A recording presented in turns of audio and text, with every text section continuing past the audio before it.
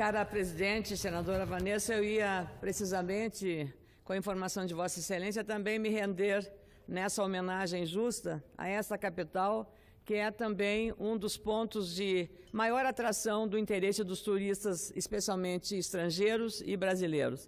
Eu conheci a sua capital, a capital dos manauaras, nos anos 70, senadora, porque presidia, àquela época, o Banco da Amazônia, o BASA, um gaúcho economista, ex-secretário da Fazenda do Rio Grande do Sul, também presidiu o BRDE, que se chama Jorge Babô Miranda. E ele, já falecido, deu uma contribuição muito grande, formando um programa, o Sul vai ao Norte, levando investidores quando os incentivos fiscais da Amazônia e também da região Nordeste haviam na aplicação de incentivos fiscais advindos do imposto de renda. Então, esse movimento que ele fez, o Sul vai ao Norte, aproximou muito investidores de pessoas físicas e jurídicas, especialmente jurídicas, para investimentos na Amazônia. E como jornalista, fui lá conhecer alguns empreendimentos na já bem desenvolvida Zona Franca de Manaus e dos projetos que lá estavam sendo implantados para que essa região hoje, tão defendida pela cara senadora, que vai ter mais uma duração grande, defendida por Vossa Excelência, pelo senador Omar Aziz e pelo Eduardo Braga aqui, com muito vigor no interesse da região. O Senado é a Casa da República, então, parabéns aos manauaras, parabéns a essa cidade com tantos anos, tricentenária, então é uma alegria muito grande. Eu mais vezes estive lá. É uma cidade extraordinária e tem muito potencial ainda para ser descoberta pelo mundo e pelos brasileiros. Então, parabéns por esse aniversário, senador, bem lembrado por Vossa Excelência. Nós estamos, esse será seguramente, senador, a sessão plenária desta Casa, que antecede as eleições do segundo turno, que vão ocorrer no próximo domingo. E exatamente por isso é o tema que me traz aqui à tribuna, lembrando que os 147 milhões de eleitores brasileiros deverão votar novamente em todo o país no próximo dia 28. E eles vão escolher o próximo presidente da República entre os dois candidatos que mais bem foram votados no primeiro turno. Jair Bolsonaro, do PSL, que obteve 46,03% dos votos válidos, e Fernando Haddad, do PT, que ficou com 29,28% dos votos. 13 estados já escolheram seu governador e escolherão agora apenas o presidente. Outros 13 estados, inclusive o meu, o Rio Grande do Sul, estará na escolha nesse segundo turno entre o candidato do PMDB à reeleição, o atual governador José Ivo Sartori, e o candidato Eduardo Leite, do PSDB, numa ampla coligação, contando com o meu apoio, com o apoio do meu partido e um jovem que vem para renovar e fazer a diferença numa administração de um estado muito rico e que precisa de uma qualidade de gestão inovadora e moderna, e não tenho dúvida que esse jovem de 33 anos, que fez uma gestão extraordinariamente bem avaliada na cidade de Pelotas, que é muito conhecida em todo o país, que ele fará também no estado aquela inovadora gestão que ele fez na cidade de Pelotas, que elegeu a sua sucessora em primeiro turno e reelegeu no segundo turno, a Paula Mascarenhas. Então, por todas essas razões, eu tenho a convicção de que Eduardo Leite terá as condições, já as pesquisas estão indicando pelo IBOP, que esse resultado será também confirmado agora no segundo turno. Mas a gente precisa ver que a abstenção que houve no primeiro turno foi de 29,9 milhões de eleitores. E essa situação é preciso que agora, nesse segundo turno, é a hora decisiva, que o eleitor não pode se ausentar. O eleitor precisa votar para confirmar e reafirmar a sua disposição. Então, eu queria dizer que este momento é o momento das escolhas. E é preciso, nesta hora também, fazer uma análise do que aconteceu neste processo. Eu tenho dito aqui, caros senadores, que a eleição, o eleitorado brasileiro, que precisa ser respeitado. Não me venham dizer que os eleitores não sabem votar, como lá antigamente um dos maiores ídolos do futebol mundial falou que brasileiro não sabe votar. Nós temos que respeitar a vontade do eleitor. Quem vive o cotidiano de um país com insegurança, com falta de saúde, com falta de boa educação, um país mergulhado numa divisão criada artificialmente por uma ideologia que dividiu, que seccionou o Brasil entre nós e eles. Ela foi julgada nas urnas no primeiro turno e seguramente será julgada também neste segundo turno. Foi exatamente essa divisão que criou essa radicalização e que nós temos que respeitar o eleitor, porque ele tem a sabedoria de saber o que é melhor para ele, para a sociedade que ele quer, para o país que ele quer, para o estado que ele quer, para a cidade que ele quer. Nós temos que nos curvar à decisão soberana do eleitorado brasileiro. E é isso que temos que fazer, uma autocrítica nossa, parlamentares e políticos. O que o eleitor quer? Ele quer uma gestão séria, comprometida com a qualidade da gestão, com a produtividade, não gastar muito, não ter corrupção, seriedade no mandato. Essa gastança desenfreada, esses privilégios que essa casa e outros poderes também têm, nós temos que pensar e repensar.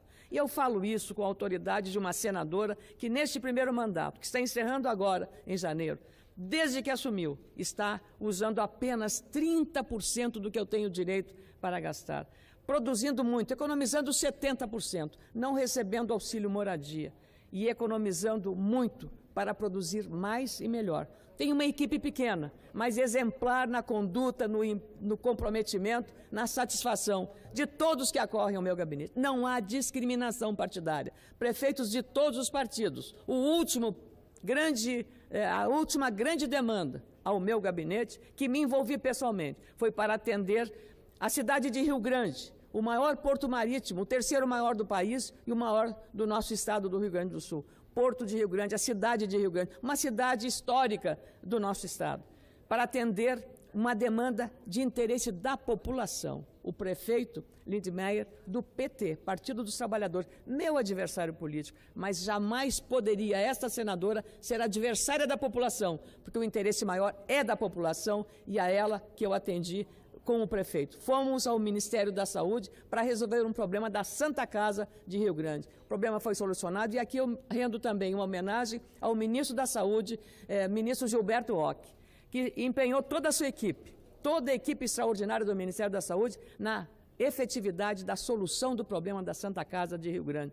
Então, gestores como ele, como o ministro Gilberto Ock, como o secretário da Saúde do Rio Grande do Sul, Francisco Paz, que colaborou nessa solução. E a Prefeitura de Rio Grande, sendo do PT, tendo reconhecido o trabalho, porque buscou o meu gabinete, porque sabia que ali encontraria um apoio e um respaldo para as suas demandas. É dessa forma que o eleitor quer que um político trabalhe, comprometido com as causas. Prefeitos de todos os partidos são atendidos da mesma maneira, todos.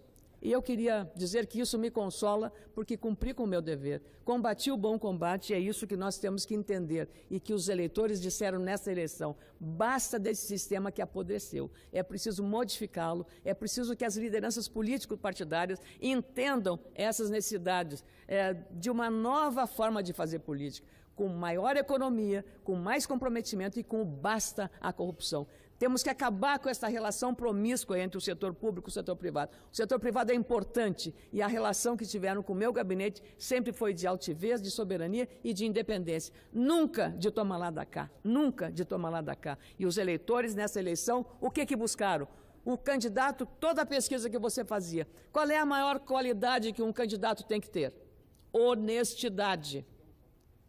Honestidade. Na verdade, isso é um princípio, é um valor que nós todos temos que ter nas nossas relações pessoais, nas nossas relações familiares, nas nossas relações profissionais, nas nossas relações de negócios. Em qualquer relação nós temos que ter honestidade, temos que ter coerência. E foi este recado que as urnas nos deram agora neste primeiro turno e certamente nos darão no segundo turno. E é preciso respeitar sempre o eleitorado. O que é que ele quer é exatamente isso. Por isso foram às ruas em 2013 para dizer basta de corrupção. Cansaram da corrupção que corrói o dinheiro que falta para a segurança pública, para a saúde, para todos os setores que hoje estão sofrendo as consequências dos desmandos e dos desgovernos. E especialmente pelo que está acontecendo em muitas áreas muito sensíveis. O desemprego é o maior deles. Então eu queria lembrar aqui alguns itens que certamente agora estão ponderando nessas eleições. No governo Dilma, o desemprego subiu de 5,3% para 8,2%. A inflação saltou de 5,9% para 9,2%. O produto interno bruto, toda a riqueza produzida no Brasil, partiu de um crescimento de 7,5% ao ano para uma retração de 3,9% ao ano. A dívida interna aumentou em mais de 70%. Endivida-se muito, gasta-se muito, mas não se cuida da qualidade. E algumas das maiores empresas do país tiveram perda expressiva de valor de mercado, como a Vale do Rio Doce, com queda de 63% no seu valor de mercado, no valor da ação. E a Petrobras, um recuo de 55% na cotação dos papéis da Petrobras. Esses são dados que estão nos jornais especializados de economia. Em 2016, o último ano da desastrosa passagem de Dilma Rousseff pela presidência da República, o Brasil perdeu 70,8 mil empresas. Perdeu 70,8 mil empresas, o que resultou na demissão de 1.600.000 trabalhadores. 1.600.000 trabalhadores. Vou lembrar apenas o caso do desastre que foi o Polo Naval em Rio Grande, que era um sonho, mas se transformou num grande pesadelo, transformou numa grande sucata. Dados do IBGE, foi o terceiro ano consecutivo de fechamento de empresas, 2016 no início. Em 2016, havia 4,5 milhões de empresas ativas que ocupavam 38,5 milhões de pessoas, das quais 32 milhões eram assalariadas, 6,5 milhões sócias ou proprietárias. Em relação ao ano anterior, o saldo total das empresas caiu 1,6% do total de pessoal assalariado, 4,8%. Abre aspas. Por que esconder a tragédia do último quinquênio do governo do PT de Dilma Rousseff? Não foi só o quinquênio em que registramos o menor crescimento do último século, mas no qual houve a maior queda na produção industrial brasileira, que comprometeu até os bons resultados do governo Lula. O nível da produção física da indústria brasileira é medida pelo IBGE. Pois bem, fixada em 100, a média de 2013, atingiu o seu máximo de 129 em julho de 2008. No segundo mandato de Dilma, voltou a 105, 13 anos perdidos e não achados no programa do PT. Esse é um trecho escrito por Delfim Neto na Folha de São Paulo. Dilma editou decretos autorizando a abertura de créditos suplementares de 96 bilhões de reais, sendo 2,5 bilhões baseados em receita nova. Esse gasto teria de ter passado pelo Congresso Nacional. Perícia do Senado, realizada em 2016, durante a análise do impeachment, mostrou que 4 decretos analisados, 3 autorizaram despesa nova, incompatível com a meta fiscal daquela época, o crime de responsabilidade fiscal. Queria lembrar também que os fundos de pensão fecharam. Os fundos de pensão, que são o dinheiro seguro da aposentadoria complementar dos servidores das empresas estatais, trabalhadores. Os fundos de pensão fecharam 2016 com um rombo de 70,6 bilhões, segundo o levantamento da Superintendência Nacional de Previdência Complementar, a Previc. O déficit do sistema subiu 700% em 4 anos. De 2012, o buraco era de 9 bi. 9 bi em 2012. O rombo subiu para 21 bilhões em 2013 e para 31 bilhões no ano seguinte. O déficit atingiu seu ápice em 2015, quando somou 77,8 bilhões. Segundo apurou o jornal Estado de São Paulo em 2017, o déficit nos fundos de pensão do Petros, da Petrobras, da FUNCEF, da Caixa e Postales dos Correios ultrapassou 30 bilhões de reais. Sabe o que era isso? É que as diretorias desses fundos de pensão, que tinham a poupança dos trabalhadores das estatais, o recurso deveria ser aplicado por bons investimentos. Todos eles eram montados segundo o interesse partidário. A partidarização desses fundos contaminou as administrações que só agiam por interesse de fazer caixa do partido. E aí que deu a derrocada do sistema de previdência complementar das empresas estatais com este rombo. E esse rombo não vai ser pago só pelos trabalhadores, vai ser pago pelo trabalhador brasileiro, o assalariado, porque é dinheiro público que é usado nessa contabilidade. A partir das provas obtidas pela Operação Lava Jato, auditores do Tribunal de Contas da União constataram que os desvios na Petrobras são muito maiores que os detectados pelos auditores que fizeram as auditorias anteriores. Em algumas obras, o prejuízo chega a ser 70% acima do cálculo dos antigos auditores. O TCU reavaliou em contrato relativo ao complexo petroquímico do Rio de Janeiro e 3 da refinaria Abreu e Lima, em Pernambuco. Segundo esses auditores do Tribunal de Contas da União, a Petrobras perdeu apenas nesses 4 contratos 3,7 bilhões. Como disse Celso Rocha de Barros, colunista da Folha de São Paulo, num artigo publicado ontem, em primeiro lugar, o PT deveria ter reconhecido que desviou bastante dinheiro da Petrobras. Garanto que não foi o presidencialismo de coalizão ou a cultura política brasileira que obrigaram os petistas a aceitar os subornos milionários do cartel de empreiteiras. Como disse Jacques Wagner, o partido lambuzou-se. Pelo menos um líder do PT, que estará aqui no Senado, que foi eleito senador pela Bahia, entendeu o recado.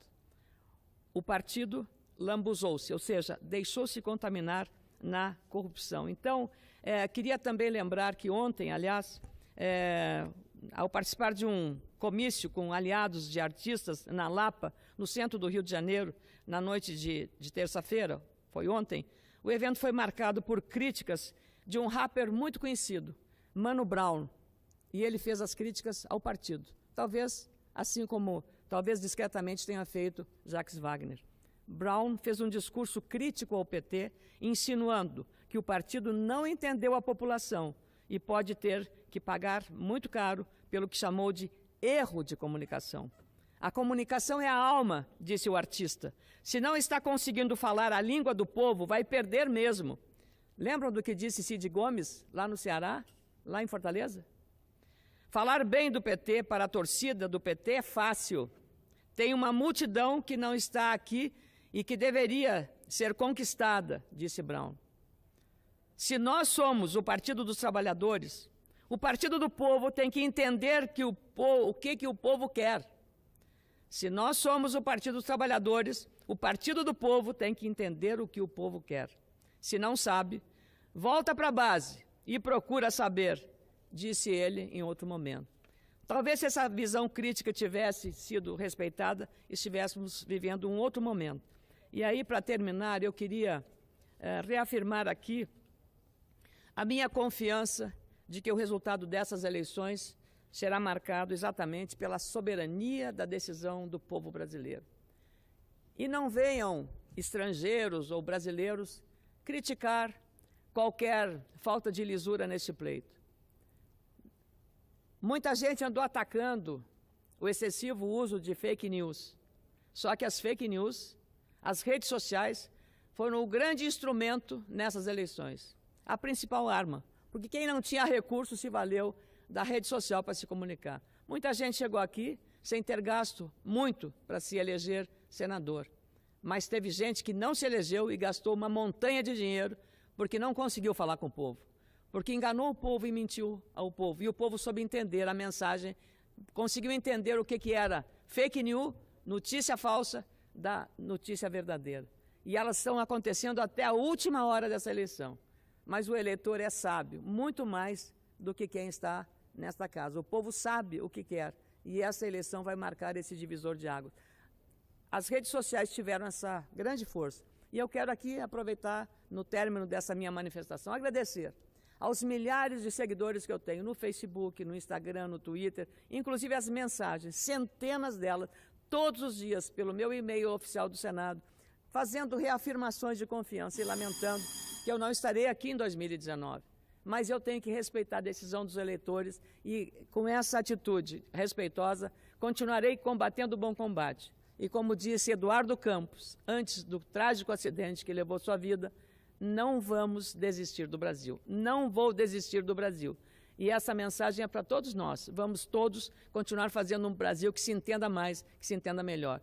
E é exatamente, tomei a decisão, neste segundo turno, de apoiar Jair Bolsonaro, porque não seria coerente, de minha parte, ficar na neutralidade. Gaúcho não aceita a neutralidade, tem que tomar lado, seja o que for. Pode até errar na tomada de lado, mas tem que tomar lado. Tomei o lado e quero dizer que talvez não seja o melhor candidato em todos os aspectos, mas pelo menos eu tenho tido a coerência de tomar uma decisão, tomar uma posição, porque combati aqui os erros e os equívocos que foram ao longo de 13 anos, que herdaram um desemprego de 13 milhões de pessoas.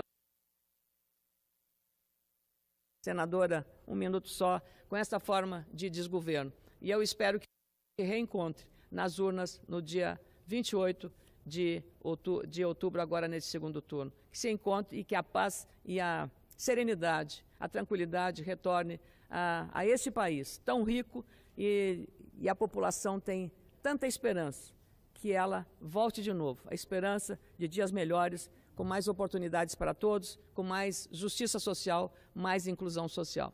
Muito obrigada, senhora senadora.